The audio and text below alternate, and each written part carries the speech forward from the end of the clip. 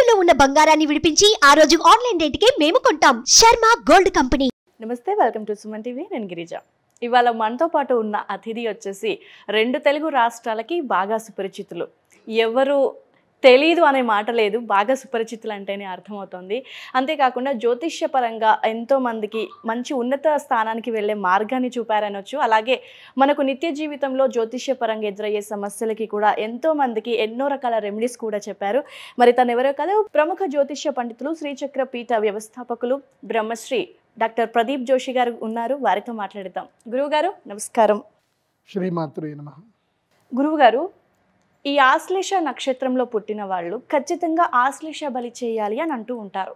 మరి అది ఎంతవరకు కరెక్ట్? అంటే ఆ నక్షత్రంలో పుట్టిన వాళ్ళు ఆ బలి చేయకపోతే అంటే వివిధ రకాల సమస్యలను ఎదుర్కొంటారు, లేకపోతే ఏదో చిక్కుల్లో పడిపోతారని అంటూ ఉంటారు. మరి దానికి సంబంధించి చక్కటి వివరణ తెలియజేస్తారా గురువుగారు? శ్రీ గురుభ్యో నమః. శ్రీమాత్రే నమః. దుర్గే స్మృతా హరసి భీతిమశేషచంతోః స్వస్థై స్మృతా మతిమతీవ శుభాం దదాసి దారిద్ర్య దుఃఖ భయహారిణి కాత్వదన్య సర్వోపకారకరణాయ సదార్ద్రచిత్త. శ్రీమాత్రే నమః. జ్యోతిష్ శాస్త్రము ఒక మహాద్భుతమైనటువంటి, సింపుల్గా అర్థం అవ్వాలంటే ఒక సముద్రం లాంటిది. ఇప్పుడు సముద్రం మీద మనము నావ వేసుకొని వెళితే మనకు సముద్రం దారిస్తుంది. దాని గురించి సరిగ్గా తెలియకుండా ఇష్టం వచ్చినట్టు వెళ్తాము అంటే ఆ వచ్చే కెరటాలకు కరెంటుకి మునిగిపోతారు. ఎంత గజ ఈతగాడైనా సముద్రంలో ఈదాలి అని అంటే ఎలా ఈదాలో తెలుసుకొని పోవాలి. అలాగే జ్యోతిష్ శాస్త్రం కూడా అంతే అద్భుతమైంది. ఇప్పుడు మనం సముద్రముని ఎలా అర్థం చేసుకోవాలి, సముద్రంలో రత్నాలు ఉంటాయి, మణులు ఉంటాయి, అన్నీ దొరుకుతాయి. కానీ ఆ ప్రయాణం ఎలా చేయాలి, అవి ఎలా సాధించాలి అనే దానికి ఒక పరిపక్వత అనేది కావాలి. అట్లాగే జ్యోతిష్ శాస్త్రంలో కూడా చాలా అద్భుతమైన విషయాలు ఉంటాయి. అవి సరిగ్గా అర్థం చేసుకోకుండా మిడిమిడి జ్ఞానంతో కనుక జ్యోతిష్ శాస్త్రాన్ని అర్థం చేసుకోవడానికి ప్రయత్నం చేస్తే సముద్రంలో ఎట్లాగైతే మునిగిపోతారో సముద్రాన్ని అర్థం చేసుకోకుండా, అట్లాగే జ్యోతిష్ శాస్త్రాన్ని పూర్తిగా కూలంకషంగా అర్థం చేసుకోకుండా జ్యోతిష్ శాస్త్రములో మనం అడుగు పెడితే కూడా అలాగే మునిగిపోతాం. కాబట్టి జ్యోతిష్ శాస్త్రములో చాలా అద్భుతమైన విషయాలు ఉన్నాయి. సిద్ధాంత, సంహిత, హోర, స్కందత్రయాత్మకం శాస్త్రమేతత్ షడంగవత్ అని అంటారు. అంటే 3 స్కందములు ఉంటాయి, షడంగములు ఉంటాయి. ఆ షడంగములతో కూడుకున్న దాంట్లో అద్భుతమైనటువంటిది హోరాశాస్త్రం, ఆ తరువాత సంహితాశాస్త్రము, సిద్ధాంతము అంటే ఏంటంటే క్యాలిక్యులేషన్స్. ఈ పరిక్రమంలో మనకి హోరాశాస్త్రం ఏం చెప్తుందంటే ఒక్కొక్క వ్యక్తి ఒక్కొక్క నక్షత్రంలో పుడుతున్నారు. మొత్తము ఉండేటువంటి నక్షత్రాలు 27 నక్షత్రాలు. ఒక్కొక్క నక్షత్రానికి 4 పాదాలు, అంటే టోటల్గా 108 రకాలమైన జనాలు పుడుతున్నారు. అంటే వ్యక్తిత్వాలు ఎలా ఉంటాయంటే కేవలం 108 రకాల వ్యక్తిత్వాలే ఉంటాయి. ఈ ప్రపంచంలో ఎన్ని వ్యక్తిత్వాలు ఉంటాయి? 108 కేటగిరీసే ఉంటాయి.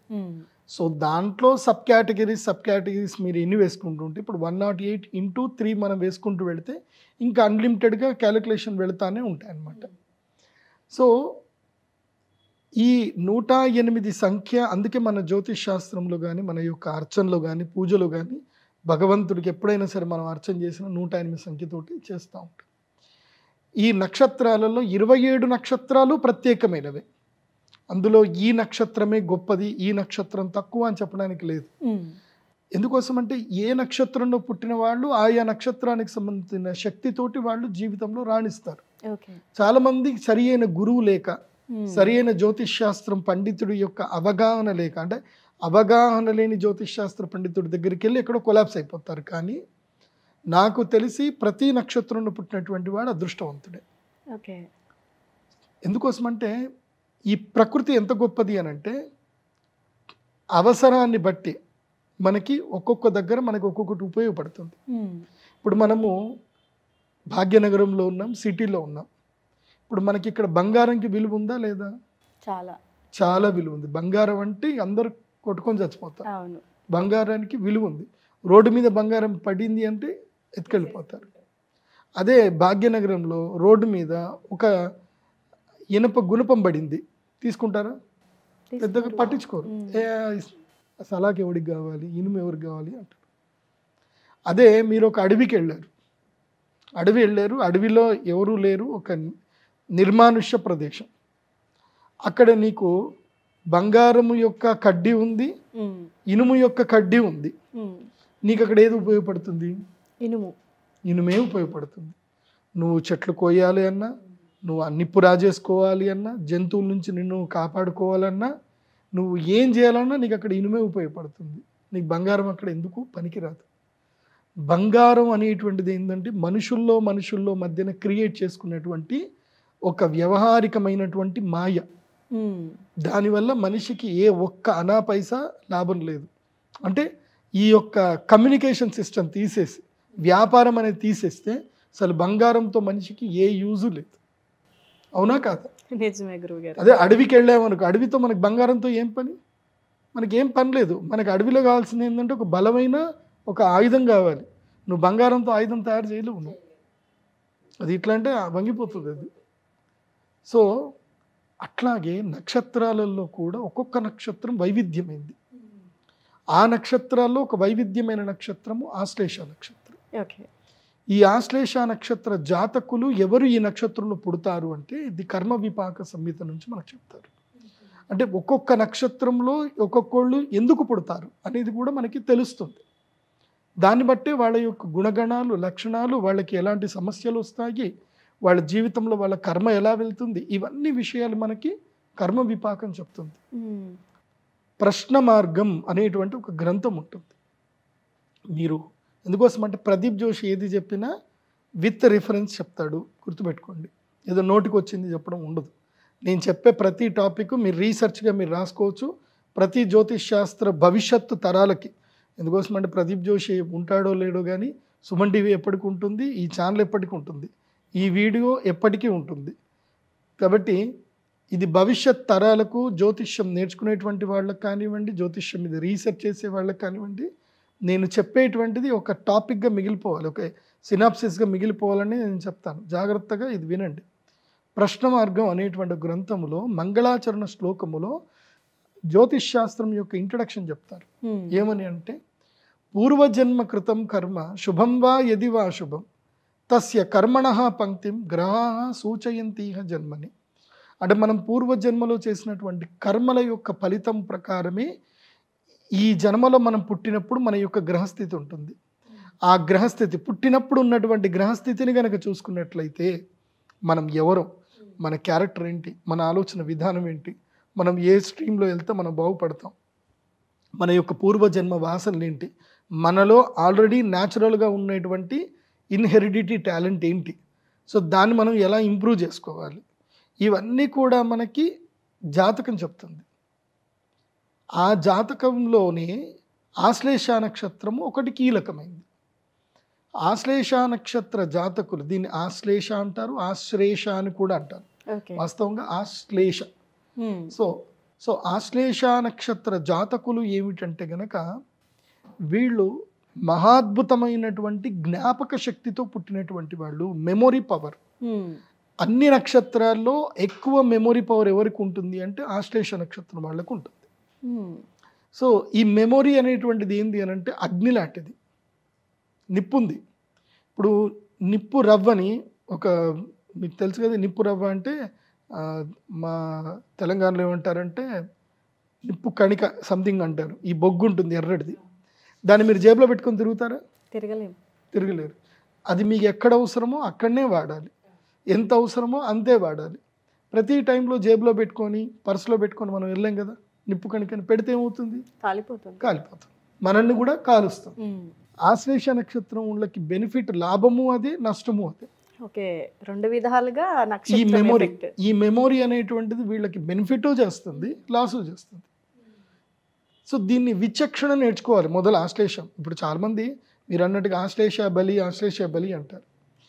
ప్రదీప్ జోషి చెప్పేది ఏంటంటే ఆశ్లేష బలి చేసుకోండి, కాకపోతే మీ నక్షత్రం యొక్క లక్షణం తెలుసుకొని మీరు ఎలా మారాలో మొదలు తెలుసుకోండి. మీ విధానాన్ని, మీ నక్షత్రం యొక్క గుణాన్ని, మీ యొక్క ప్రకృతిని అంటే న్యాచురాలిటీ ఏంటి. ఇప్పుడు మల్లెపూ వాసన మల్లెపువ్వే, గులాబీ పువ్వు వాసన గులాబీ పువ్వే. దేని సో దానికే ఉంటుంది. మల్లెపూని గులాబీ పువ్వుగా మనం మార్చొద్దు, అది అప్రాకృతికం. ప్రకృతి ఏమిటంటే ఆశ్లేష నక్షత్ర జాతకులకు జ్ఞాపక శక్తి ఎక్కువ ఉంటుంది. ఏదైతే ఎక్కువగా జ్ఞాపకం ఉంటుందో అది మనకి బెనిఫిట్ ఇస్తుంది, లాస్ ఇస్తుంది. అనవసరమైనవి గుర్తుపెట్టుకున్నాం అనుకోండి, లాసే కదా. ఎందుకోసం అంటే మెమొరీ ఇంత క్యారీ చేసుకుంటూ వెళ్తావు. దాంతో ఏమవుతుంది, ఇప్పుడు ఆశ్లేష వాళ్ళ నక్షత్రం కిందంటే చిన్నప్పుడు జరిగిన సంఘటనలు కూడా గుర్తుపెట్టుకుంటారు. ఇప్పుడు చిన్నప్పుడు ఏదో బై మిస్టేక్ కొన్ని సంఘటనలు జరుగుతాయి, నీ ప్రమేయం లేకుండానే ఎవరు తప్పు వలన జరుగుతుంది. నువ్వు అది జరిగినందుకు దాని గురించే రిగ్రెట్ ఫీల్ అవుతూ నువ్వు 30 ఏళ్ళు వచ్చినా 8 ఏళ్ళకి జరిగింది గుర్తుపెట్టుకున్నావు అనుకో, యూజ్లెస్. గతం గతః, గతాన్ని ఎప్పుడు మర్చిపోవాలి, భవిష్యత్తును మనం తీర్చిదిద్దుకోవాలి. ఇది మనిషి యొక్క సహజ లక్షణం. కానీ ఆ సహజ లక్షణాన్ని ఆశ్లేష నక్షత్రం వాళ్ళు వదిలేసుకుంటారు. ఆశ్లేష నక్షత్ర జాతకులు తప్పకుండా మంచి జ్ఞానం ఉన్నటువంటి జ్యోతిష్ శాస్త్ర పండితుల్ని కలవాలి, ఒక అరగంట కూర్చోవాలి, కౌన్సిలింగ్ తీసుకోవాలి. నేను ఎలా ఉండాలి, ఎలా ఉండకూడదు, నేను ఎక్కడ సీరియస్ తీసుకోవాలి, ఎక్కడ సీరియస్ తీసుకోకూడదు. సో ఇవన్నీ కౌన్సిలింగ్ తీసుకోవాలి. ఓకే. దాని తర్వాత కావాల్సింది ఏంటంటే ఆశ్లేష బలి. ఈ ఆశ్లేష బలి ఎందుకోసము అని అంటే, ఈ ఆశ్లేష నక్షత్రంలో పుట్టుకకి కారణం ఏంటి, పూర్వజన్మ కారణం ఏంటంటే, ఎవరైతే సర్పములను చంపుతారు, పాములను చంపుతారు, ఎవరైతే నిత్య గర్భస్రావాలు అనవసరంగా చేసుకుంటారు, అంటే అత్యాశకు పోయి గర్భస్రావాలు చేసుకోవడం. సో ఇక అది నేను అంత కేటగిరైజ్ చెప్పలేను, బాగుండదు. ఎందుకోసం అంటే కామం కొద్దికి జాయిన్ అవ్వడము, ఆ తర్వాత కోరికల కోసం అని చెప్పేసి అనుకోవడము, తర్వాత భగవంతుడు సంతానం ఇస్తే అది వద్దు అనుకొని వదులుకోవడం, అది కూడా దోషమే, సర్పదోషం. సో ఇలా అతి కామముతో చేసిన తప్పులకు ఏవైతే ఉంటుందో, ముఖ్యంగా గర్భవిచ్ఛిన్నం చేయడం, లేదా వేరే వాళ్ళ మీద ఈర్ష్యతోటో కోపంతోటో వాళ్ళకి గర్భస్రావం అయ్యేటట్టుగా మందులు పెట్టడం, ఓకే, అంటే దుర్మార్గపు పనులు చేయడం. తర్వాత శిశు హత్య, చిన్న పిల్లల్ని చంపడం, స్త్రీ హత్య, స్త్రీలను చంపడం లేదా చంపడానికి గల కారణం అవ్వడము. అదేవిధంగా ముఖ్యంగా సర్పజాతి. అది కాకుండా ఈ అప్పుడే పిల్ల బయటకు వస్తున్నప్పుడు ఆ కోడి గుడ్లని, ముఖ్యంగా అది కోడి గుడ్లని చెప్తారు, కాకపోతే నేను చెప్పేది ఏంటంటే ఏదైనా హింసనే. సో గుడ్లు పగలగొట్టడము, ఇలాంటివి ఏవైనా చేయడము. గుడ్డు పగలగొట్టడం కూడా దోషంగానే అంటారా గురుగారు? కాలం మారుతుంది, కాలం మారుతున్న కొద్దికి కొన్ని మనము చెప్పినా తప్పు అవుతాయి, చేసేటోళ్ళు చేస్తారు. గుడ్డును వెజ్ అనేటోళ్ళు కూడా ఉన్నారు, దానికి నేనేం చెప్పాలి. సో అది ఒక కైండ్ ఆఫ్ వెళ్తా ఉంది. కాకపోతే శాస్త్రం ఏం చెప్తుందో అది చెప్తున్నాను నేను, అంతే. సో ఇది అనే కాదు, ఒకటి తల్లికి దుఃఖం కలగకూడదు. ఇప్పుడు నువ్వు గుడ్డు పగలగొట్టావు, అది తల్లికి తెలియదు. ఇప్పుడు అన్ని బాయిలర్ కోడ్లు తయారయ్యాయి, అవి గుడ్లు పెడతా ఉన్నాయి, వాటికి గుడ్డు వచ్చింది కూడా సంగతి కూడా తెలియదు. వాటికి ఆ లవ్ ఎఫెక్షన్ దాని మీద ఉండనే ఉండదు. సో నాకు తెలిసి దానికి పెద్దగా రీజన్ అయితే ఉండదు. బట్ అక్కడ ఆక్రోషం అనేది ఉండాలి. ఇప్పుడు ఒక పక్షి తన ప్రేమగా గుడ్లు పొదిగింది, ఆ పక్షి కంటెదురుగాని గుడ్లు నువ్వు తీస్తున్నావు, ఆ పక్షి ఆక్రోశిస్తుంది ఏం చేయలేక, అది దోషం. ఆక్రోషణ ఉండకూడదు, నువ్వు చేసే పనిలో ఆక్రోషణ ఉండకూడదు.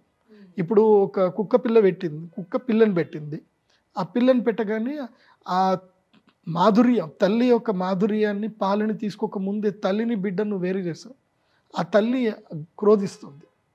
తల్లి బిడ్డని వేరు చేయడము, అది ఆక్రోషం అనేది ఉండకూడదు. సింపుల్. పాపం అంటే ఏమిటంటే ఇతరులకి మన వల్ల పెయిన్ జరగడమే పాపం.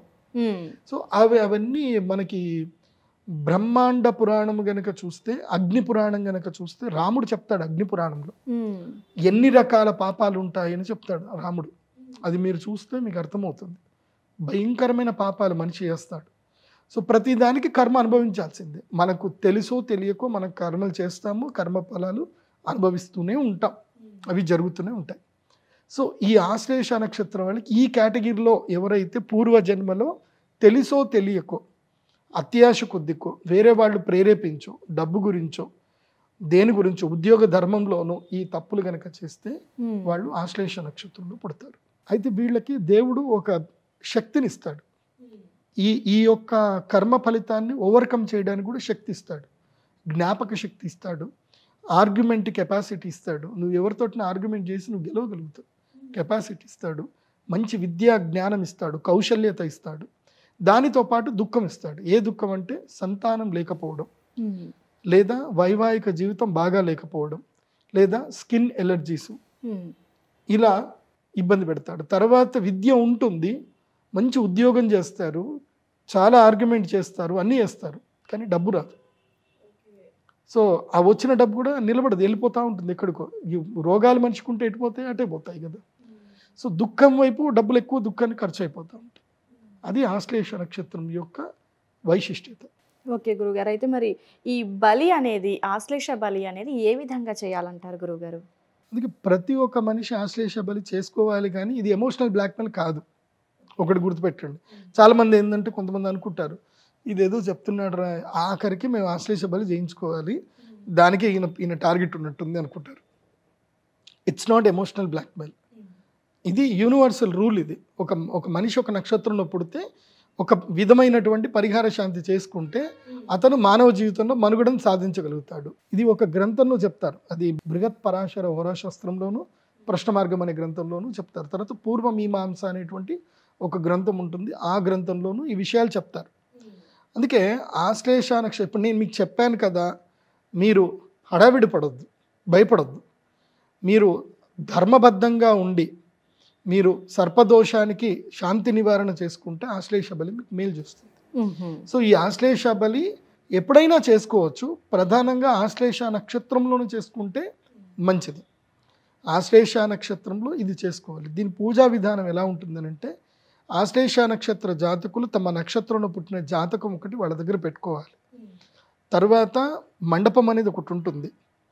ఇది వీళ్ళు ఎన్ని జన్మల నుంచి ఎన్ని కర్మలు చేశారో అవన్నీ కూడా పోగొట్టుకోవడానికి సంబంధించిన ఒక మండలం ఉంటుంది. ఆ మండలములో అన్నము పసుపు కలిపినటువంటి పిండాలన్నీ కూడా పెట్టవలసి ఉంటుంది. సర్పమండలం వేసుకోవాలి, పిండాలు పెట్టాలి, ఒక యజ్ఞకుండం ఉంటుంది, ఆ యజ్ఞకుండంలో యాగం చేయాలి. ఈ మళ్ళీ ద్వాదశ సర్ప పూజ ఉంటుంది. ఆ ద్వాదశ సర్ప పూజ తర్వాత సర్పమండల పూజ, బలి నివేదన చేయడము, ఆ తర్వాత యజ్ఞము చేయడము. దాని తర్వాత చాలా ఇంపార్టెంట్ ఏంటంటే అరిష్ట నివారణ యంత్రాన్ని స్వీకరించాలి. సో ఈ అనిష్టాలు ఏవైతే ఉన్నాయో, ఈ కాలసర్పదోషం ఏదైతే ఉందో, ఇది మొత్తం దూరం అవ్వడానికి సంబంధించిన యంత్రం స్వీకరించాలి. అప్పటి వరకు చేసినంత మంత్రం, పంతులు గారు ఎవరైతే విధి విధానం చేసినటువంటి తాంత్రికుడు ఎవరైతే ఉంటాడో ఆయన మంత్ర ఉచ్చారణ చేస్తాడు. ఆయన ఏం చేస్తాడు అంటే మంత్రమును యంత్రంలో నిక్షిప్తం చేస్తాడు. ఓకే. ఆ చేసే పూజ అంతా కూడా తంత్ర విధానం, బళ్ళు పెట్టడము, యజ్ఞం హవిస్సు వేయడము, ముద్రలు వేయడము, సర్పముద్ర చేయడము, ఇవన్నీ కూడా ఏంటంటే తంత్రం. సో మంత్రము తంత్రము ఇవి రెండిటి యొక్క శక్తి నిక్షిప్తం చేయడము యంత్రం. ఆ యంత్రమును ప్రసాదంగా స్వీకరించాలి ఆశ్లేష బలి తర్వాత. యంత్ర ప్రసాదం లేకుండా ఆశ్లేష బలి చేస్తే ఆ పూజ యొక్క ప్రభావం కేవలం మీకు ఒక పక్షం మాత్రమే ఉంటుంది. పక్షం అంటే ఏంటి? ఒక 15 రోజులు మాత్రమే ఉంటుంది. ఆ తర్వాత మళ్ళీ దాని యొక్క ప్రభావం వెళ్ళిపోతుంది. మళ్ళీ ఆశ్లేష బలి చేస్తా కూర్చుంటామా అంటే చేయలేం.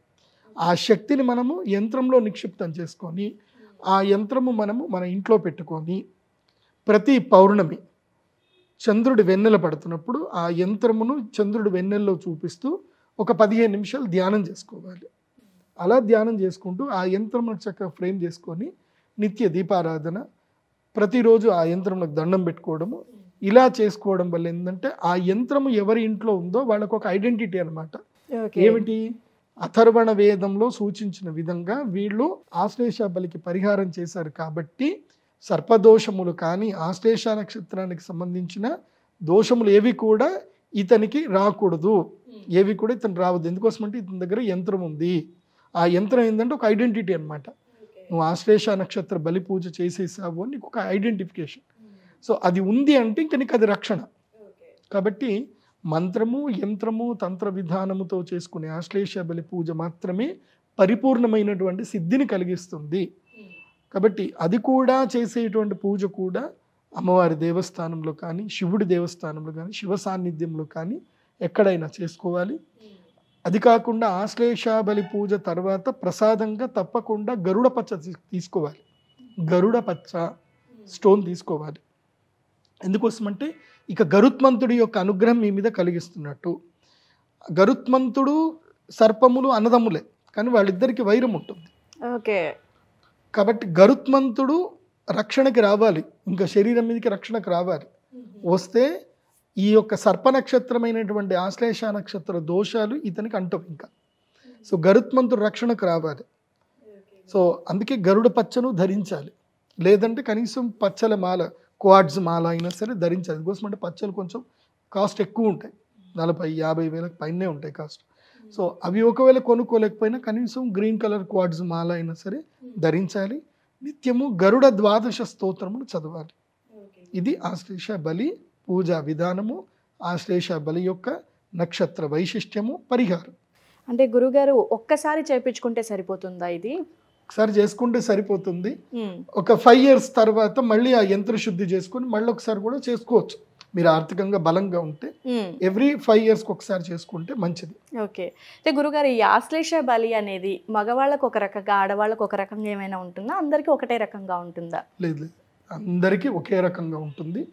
ఈ ఆశ్లేష బలి మా శ్రీచక్ర పీఠంలో మేము ప్రత్యేకంగా చేయిస్తాం. ఓకే. కాబట్టి ఎక్కడ పడితే అక్కడ మీరు చేయించుకోకండి. మీరు ఎక్కడికి వెళ్ళినా ఇప్పుడు నేను చెప్పిన విధానంగా వాళ్ళు కంప్లీట్గా ఆశ్లేష నక్షత్రం గురించి చెప్పగలగాలి. అండ్ ఆ యంత్రం ఉండాలి. యంత్రం లేకుండా మీరు చేసుకుంటే వేస్ట్. అరటి పండ్లు చేతిలో పెడతారు, వేస్ట్. గురుగారు ఈ ఆశ్లేష బలి అనేది ఎప్పుడు చేయాలంటారు గురువుగారు? ఈ ఆశ్లేష నక్షత్రంలో ఉన్నప్పుడే చేసుకోవాలి. నక్షత్రంలో చేస్తే మంచి పరిహారం దొరుకుతుంది, అంటే 100% సొల్యూషన్ ఉంటుంది. ఇది ఆశ్లేష నక్షత్రము ఉదయ వ్యాప్తంలో ఉన్నప్పుడు, అంటే ఉదయం 6 గంటల నుంచి 2 గంటల లోపల ఎప్పుడైనా ఆశ్లేష నక్షత్రం ఉండాలి. ఆ టైంలోనే చేసుకుంటే, ఉదయ వ్యాప్తం ఉన్నప్పుడు ఆశ్లేష బలి చేయించుకుంటే మంచిది. అంటే గురుగారు మనకు నక్షత్రాలు కంటిన్యూగా వస్తూ ఉంటాయి కదా, సో అప్పుడు అంటే ప్రత్యేకించి ఈ రోజు అనేది ఏమైనా ఉంటుందా? ఆశ్లేష నక్షత్రం అంటే మనకు కొన్ని పర్వదినాలు అంటూ ఉంటారు కదా, సో అలాంటప్పుడు ఏమైనా చేయొచ్చు అంటారా మరి? షష్ఠి తిథి ఆశ్లేష నక్షత్రం కలిసి వస్తే బాగుంటుంది. షష్ఠి ఆశ్లేష రెండు కలిసి రావాలి, అది కలిసి వస్తే బాగుంటుంది. మీరు క్యాలెండర్లో చూసుకోవాలి. ఆశ్లేష నక్షత్రము షష్ఠి కాంబినేషన్లో ఎప్పుడన్నా వస్తే అది చాలా మంచిది. ఎందుకోసం అంటే షష్ఠి తిథి సుబ్రహ్మణ్య స్వామికి చాలా ఇష్టమైన తిథి. అదే రోజు ఆశ్లేష నక్షత్రం వస్తే సుబ్రహ్మణ్య షష్ఠి రోజు ఆశ్లేష బలి పూజలు చేసుకుంటే మంచిది. గురుగారు మరి ఈ ఆశ్లేష బలి అనేది ఎక్కడ చేస్తారు గురుగారు? ఇది మా అమ్మవారి యొక్క పీఠములో, శ్రీచక్ర పీఠములో ప్రత్యేకంగా అర్చకులు ఉంటారు, దీనికి సంబంధించిన తాంత్రికులు ఉంటారు, పూజా విధానం ఉంటుంది. అక్కడనే మా అమ్మవారి దేవస్థానంలోనే చేస్తాం. ఈ పూజ ఎవరైతే చేయాలనుకుంటున్నారో వాళ్ళు ఏమీ తీసుకురావాల్సిన అవసరం లేదు. 2 జతల బట్టలు తెచ్చుకుంటే చాలు. కార్యక్రమం మొత్తం మేమే అన్ని అరేంజ్ చేస్తాము. కూర్చొని మీరు పువ్వులు పండ్లు అవి తెచ్చుకుంటే చాలు. చక్కగా పూజ అది అంతా చేసుకున్న తర్వాత ఔభృత స్నానం ఉంటుంది. బలి అయిన తర్వాత ఔభృత స్నానం ఉంటుంది. అది అయిపోయిన తర్వాత యంత్ర ప్రసాదము ఉంటుంది, అది తీసుకొని వెళితే సరిపోతుంది. అంటే ఎంత సమయం పడుతుంది గురుగారు ఈ ఆశ్లేష బలి పూజ? దాదాపు 3 గంటల సమయం పడుతుంది, 3-4 గంటల సమయం పడుతుంది. బికాస్ అంటే చాలా పెద్ద పూజ ఇది. 3-4 గంటలు టైం అవుతుంది. ఈ ఆశ్లేష నక్షత్ర బలి అవ్వగానే రత్నము, యంత్రము ఇవి 2 మేము ప్రసాదంగా ఇస్తాం. సో చూసారు కదండి, ఆశ్లేష నక్షత్రంలో పుట్టిన వాళ్ళు ఏదో తెలిసి తెలియని వారితో వెళ్ళి చేయించేసుకుంటే గురుగారు అన్నట్టుగా ఏదో అరటిపండు చేతిలో పెట్టి పంపించినట్లుగా ఉంటుంది. ఎందుకంటే దోషం అనేది తొలగిపోదు. సో దీనికి సంబంధించి ఎవరైనా ఈ ఆశ్లేష బలి చేయించాలనుకున్నా, లేదు ఇంకా ఇతర వేరే విషయాలు ఏమైనా తెలుసుకోవాలి, ఫర్ మోర్ డీటెయిల్స్ అనుకున్న వాళ్ళు pradeepjoshi.com వెబ్సైట్ని విజిట్ చేసి కన్సల్ట్ అవ్వచ్చు.